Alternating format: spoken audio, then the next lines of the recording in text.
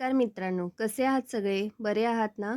आज आपण बघूया ठरलं तर मग या मालिकेचा आजचा म्हणजेच 2 जानेवारीचा एपिसोड.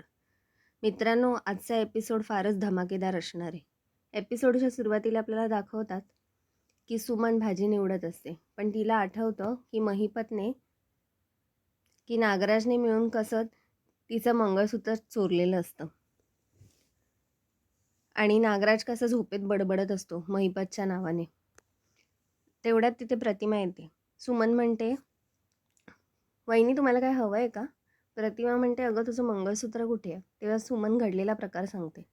इकडे कल्पना आणि अस्मिता बाहेर आलेल्या असतात. कल्पना अस्मिताला म्हणते, "अगं घरी बसायचं सोडून हे काय तू शॉपिंगचं काढलंस?" अस्मिता म्हणाली, "अगं घरी बसून बोर होतं, त्याच्यामुळे हे तरी बरं आहे, खूप मोकळं मोकळं वाटते." अस्मिता म्हणते, "खरं तर सचिनने यायला हवं होतं, पण तो मीटिंग सांगून गेलाय, तो काय अजून आलेला नाही आहे." कल्पना म्हणते, "अगं असेल तो बिझी, राहू दे. आता तू सगळी शॉपिंग फक्त बाळासाठी केली आहेस, बाकी तुझ्यासाठी करूया ना आता शॉपिंग." अस्मिता म्हणते, "इथे एक बुटीक आहे, तिथे जाऊया आपण." इकडे आपल्याला दाखवतात, की सचिन साक्षीला भेटायला आलेला असतो आणि तो अस्मिताच्या समोरच्या गाडीजवळ उभा असतो साक्षीसोबत. इकडे नागराज महिपतच्या गॅरेजमध्ये आलेला असतो.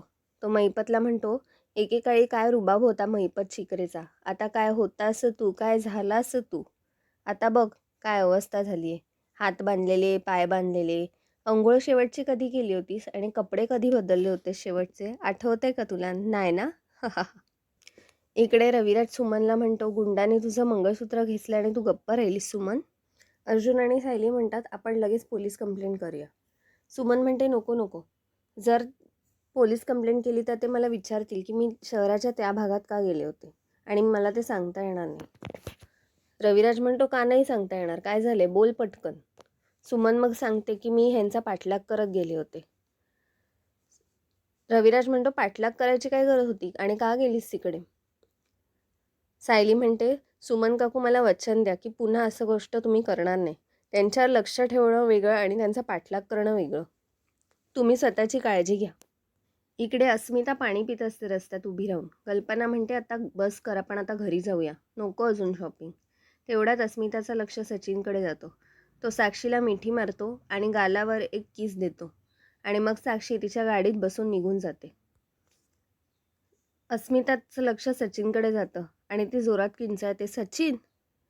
कल्पना म्हणते, "अगं काय झालं?" आणि मग ती बघते या दोघांचं काय चाललेलं असतं.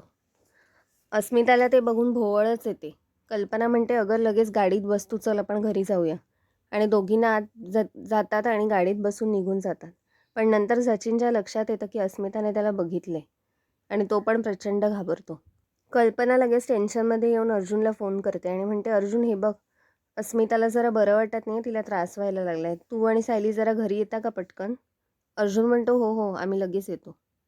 इकडे कल्पना आणि अस्मिता घरी येतात. अस्मिताला फार धाप लागलेली असते आणि ती म्हणते की "मम्मा, जे काय आपण बघितलं तो भास होता ना गं, मला खरं सांग. जे काय आहे ते स्वप्न होतं ना, मला बिलीव्ह नाही होते. मम्मा प्लीज मला खरं सांग." तेवढ्यात सचिन तिथे धावत येतो. सचिन म्हणतो, "अस्मिता तुझं तब्येत बरी नाही आहे ना, चल आपण डॉक्टरकडे जाऊया."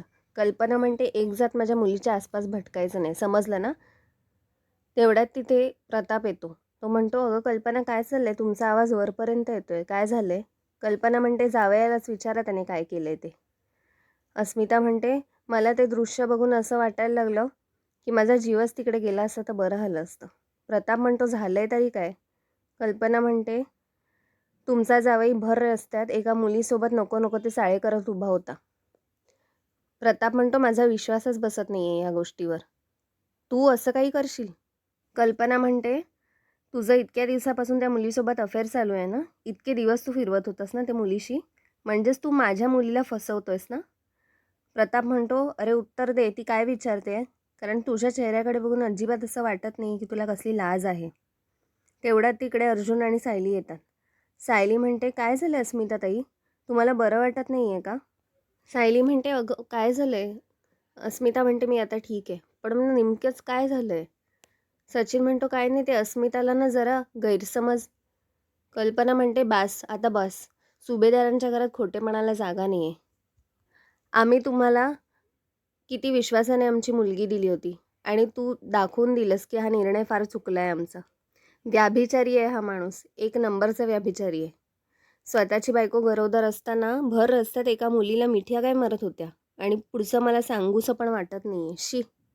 सायली म्हणते, म्हणजे तुम्ही सचिन भाऊजींना एकदा एका मुलीसोबत बघितलं होतं? अस्मिता म्हणते, हो ते खरं होतं, मी तुम्हाला सांगत होते. अर्जुन म्हणतो, तीच मुलगी होती का दुसरी मुलगी होती ह्यावेळी? सायली म्हणते, आई नक्की काय झालं आहे?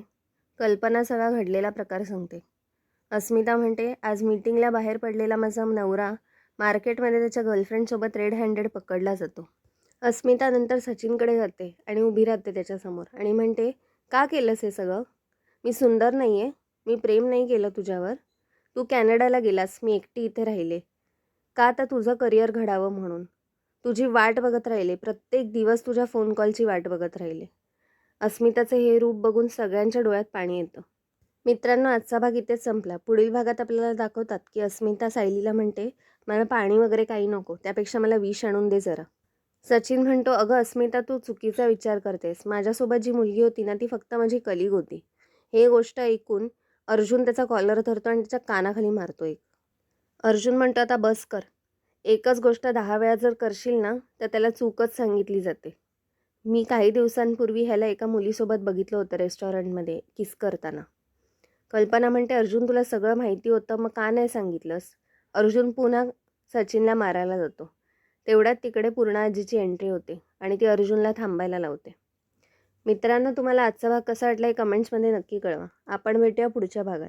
तोपर्यंत बघत राहा ठरलं तर मग, आणि व्हिडिओला लाईक, शेअर आणि सबस्क्राईब करायला विसरू नका. बाय.